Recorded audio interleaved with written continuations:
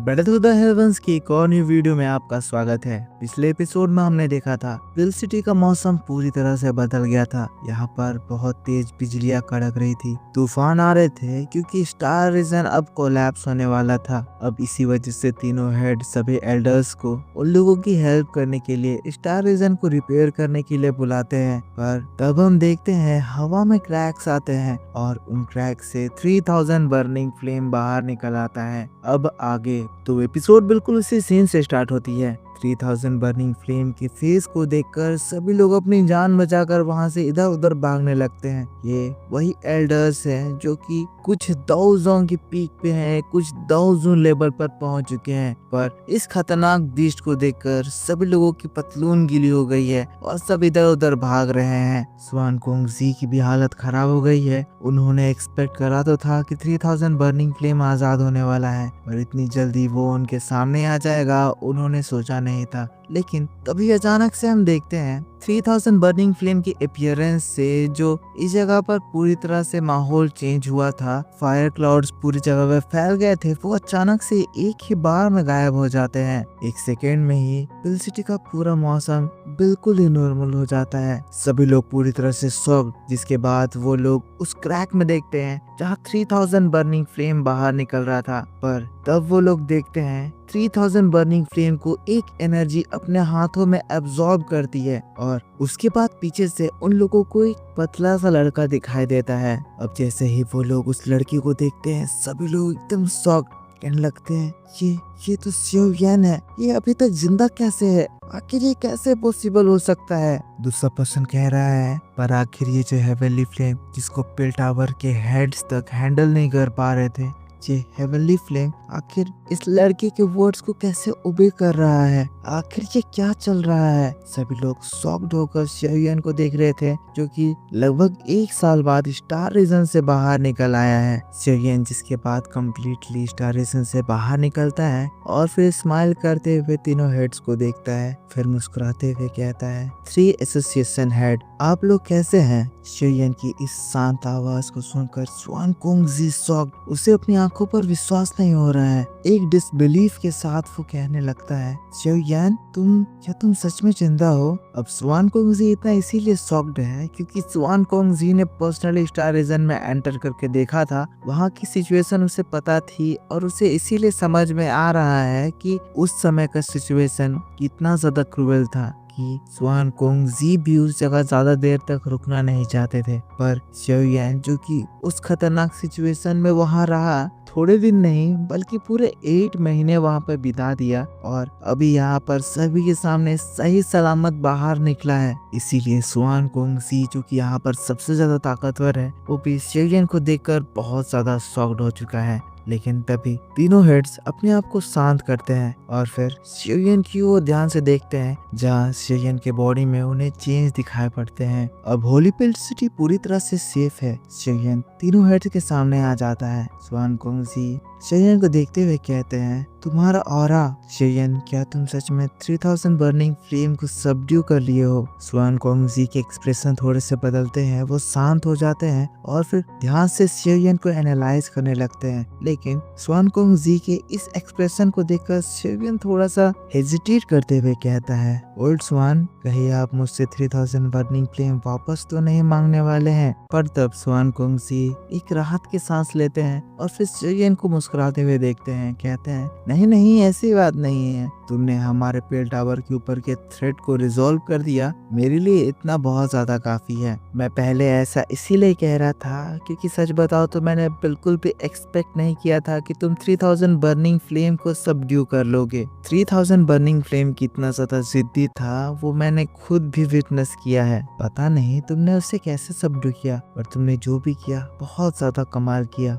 स्वान Kong जी की बात को सुनकर शियोयन मुस्कुराता है, उसे काफी अच्छा फील होता है। शियोयन कुछ बोलने ही वाला था लेकिन तभी वहाँ पर तुरंत ही लिटिल फेयरी डॉक्टर शियोयन के पास आ जाती है, उसके हाथ को पकड़ लेती है। यहाँ पर शियोयन के लिए सबसे ज्यादा चिंतित लिटिल फेयरी डॉक्टर ही थी। लिटिल फेयरी डॉक्टर शियोयन को देखकर एकदम इमोशनल हो जाती है, उसकी आंखें लाल हो गई थी, ऐसे जैसे वो थोड़ी ही देर में अब रो पड़ेगी। शियोयन लिटिल फेयरी डॉक्टर की सिचुएशन को देखता है, जिसके बाद लिटिल फेयरी डॉक्टर को शांत करते हुए कहता है कुछ नहीं हुआ है, मैं ठीक हूँ। लिटिल फेरी डॉक्टर को थोड़ा सा अच्छा महसूस होता है। तभी जियान भी वहाँ पर आ जाती है। हंसते हुए कहती है, सिस्टर मैंने कहा था ना कि शेयन डेफिनेटली फाइन होगा। मुझे पता है मेरा ड्रैगन सिर कभी भी गलत नहीं हो सकता है। तियान हाओजुनजी भी उनके सामने थे। शेयन तियान हाओजुनजी को देखता है, समझ आता है कि सभी लोग शेयन के लिए स्टार रीजन में कूदने के लिए आ गए थे। जिसके बाद वो तियान हाओजुनजी को पोलाइटली कहता है, और मिस्टर याओ मुझे माफ करिएगा, मेरे वजह से आप लोगों को काफी ज्यादा टेंशन उठानी पड़ी।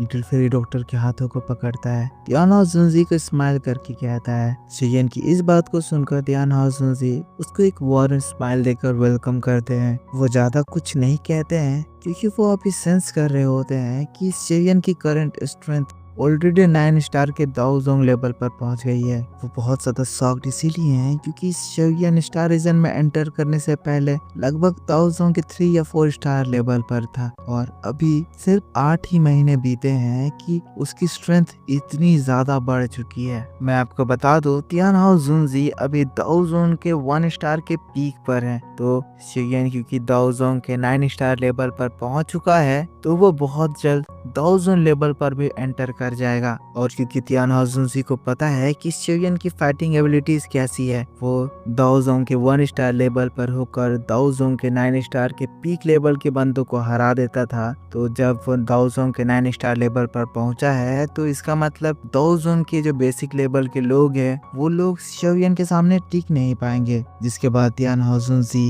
एक लंबी सांस लेते हैं और फिर कहते हैं, तुम्हारी ट्रेनिंग स्पीड वाकई में ये बहुत ही ज्यादा डरावनी है। अगर ऐसा ही चलता रहा तो शेयन तुम्हें दाओजोंग लेवल में ब्रेक थ्रू करने में ज्यादा देर नहीं लगेगी। जिसके बाद वो लिटिल फेरी डॉक्टर की ओर देखता है और फिर बताता है, शेयन तुम्हें पता है लिटिल फेरी डॉक्टर भी इस 8 महीने में काफी ज्यादा प्रोग्रेस करी है। उसकी ट्रेनिंग स्पीड भी काफी ज्यादा तेज है और वो अभी दाओजोंग के 3 स्टार के पीक लेवल पर पहुंच चुकी है, क्योंकि कभी भी दाओजोंग के 4 स्टार पे ब्रेक थ्रू कर लेगी। पर मैं तुम्हें ये भी बताना चाहता हूँ कि लिटिल फेरी डॉक्टर ही तुम्हारे लिए सबसे ज्यादा वरीड थी, और अगर तुम कुछ देर में यहाँ पर नहीं आए हुए होते तो शायद लिटिल फेरी डॉक्टर इस वक्त तुम्हें ढूंढने के लिए स्टार रीजन में एंटर कर चुकी होती। तियान हाओजुनजी की ये बात को सुनकर शेयन लिटिल फेरी डॉक्टर को देखता है। इसके बाद उसको मन ही मन एडमायर करने लगता है। लिटिल फेरी डॉक्टर जो कि इतनी ज्यादा ताकतवर है, जो कि इतनी ज्यादा गुस्सैल है, किसी की बात नहीं सुनती है, वो अपने एक अच्छे बड़े एम्पायर चुजुन एम्पायर को छोड़कर शेयन के साथ सेंट्रल प्लेन में आ गई है। उसके साथ इतना लंबा सफर तय किया है और इसके बावजूद भी एक दिन भी शेयन से किसी भी बात के लिए कोई भी कंप्लेन नहीं किया, बल्कि लिटिल फेरी डॉक्टर शेयन की कितनी ज्यादा केयर करती है। लिटिल फेरी डॉक्टर जैसा साथी किसी को भी बहुत ही किस्मत से मिलता है। शेयन लिटिल फेरी डॉक्टर को ध्यान से देख रहा था। लिटिल फेरी डॉक्टर शेयन की आंखों में ये जान जाती है कि वो उसे एडमायर कर रहा है। तब वो शेयन से कहती है, शेयन आज के बाद फ्यूचर में तुम कभी भी ऐसी डेंजरस चीजें मत करना। तुम्हें पता है सभी लोग तुम्हारे लिए कितने ज्यादा वरीड थे। शेयन स्माइल करके हाँ में सिर हिलाता है। जिसके बाद पिल टावर के तीनों हेड्स के पास आता है और ग्रीट करते हुए कहता है, एसोसिएशन हेड्स मुझे माफ करिएगा, मेरे वजह से पिल टावर को काफी ज्यादा ट्रबल झेलनी पड़ी। तब स्वान कुंगसी स्माइल करते हुए कहते हैं, शेयन कोई बात नहीं, तुम ठीक हो तो सब ठीक है। वैसे भी इस ट्रबल से ज्यादा मैं स्वान ही से ट्रबल झेल रहा था। वो तुम्हारे लिए वरीड थी कि कहीं तुम्हें कुछ हो ना जाए। वैसे अगर तुम्हें पिल टावर की टेरिटरी में कुछ हो जाता तो फ्यूचर में जब तुम्हारे टीचर याओचन हॉल ऑफ सोल की कैद से बाहर आते तब पिल टावर को इसके वजह से बड़ी ट्रबल झेलनी पड़ सकती थी। स्वान कुंगसी हंसते हुए शेयन की बातों को टाल देता है, पर याओचन की बात को सुनकर शेयन को वापस से अपने टीचर की याद आती है। शेयन ने प्लान किया था कि एक बार उसे 3000 बर्निंग फ्लेम मिल जाए पर फिर वो हॉल ऑफ सोल से अपने मास्टर को रेस्क्यू करेगा। अब शेयन के एक्सप्रेशन बदलते हैं तो ये चीज देखकर स्वान जी तुरंत ही शेयन से कहती है, अभी ये जगह इस बारे में बात करने के लिए ठीक नहीं है, हम लोगों को पिल टावर जाकर इसके बारे में बात करने होगी। जिसके बाद ये सभी लोग पिल टावर में चले जाते हैं। तब स्वान की सेयन को बताती है, जब तुम स्टार रीजन में थे तब हम लोगों ने याओ चेन के बारे में इंफॉर्मेशन गैदर किया। हमें पता चल गया है कि इस वक्त याओ चेन कहाँ पर कैद है। सेयन जैसे ही ये बात सुनता है, सेयन के दिल में एक खुशी की लहर आती है। तब स्वान की बताती है, जैसा कि हमें पहले इंफॉर्मेशन मिला था वो बात सच थी। हॉल ऑफ सोल याओ लाओ को दूसरी जगह डिस्पैच करने वाले थे, पर क्योंकि पिल गैदरिंग कंपटीशन हो रहा था इसी वजह से याओ चेन के ट्रांसफर में थोड़ी सी डिले आ गई। पर पिल गैदरिंग कंपटीशन के बाद अब लगभग आधा साल बीत गया है, तो अब याओ चेन को दूसरी जगह पर शिफ्ट कर दिया गया है और इंफॉर्मेशन के अकॉर्डिंग याओ चेन को इस वक्त वेस्टर्न रीजन की मिंग सिटी में रखा गया है। शेयन जिसके बाद थोड़ा सा अग्रेसिव होता है, कहता है तो उन्होंने टीचर को शिफ्ट कर दिया। अब याओ चेन की शिफ्टिंग हुई है तो इसका मतलब याओ चेन के ऊपर और ज्यादा कड़ा पहरा लगा दिया गया है। तब स्वान ये फिर से कहती है, वेल ये इंफॉर्मेशन तो मिली है पर अभी भी ये सबूत पुख्ता नहीं है। हम लोगों को इस बात को कंफर्म करने के लिए और थोड़ा समय चाहिए। शेयन हड़बड़ाने की जरूरत नहीं है। हमारी जो अभी क्लू मिली है उसके बाद इस चीज को इन्वेस्टिगेट करने में ज्यादा समय नहीं लगने वाला है। स्वान कोंगजी भी कहते हैं, शेयन तुम्हें चिंता करने की जरूरत नहीं है। याओ चेन हॉल ऑफ सोल के लिए एक बहुत ही ज्यादा ग्रेट यूज साबित हो सकता है, इसीलिए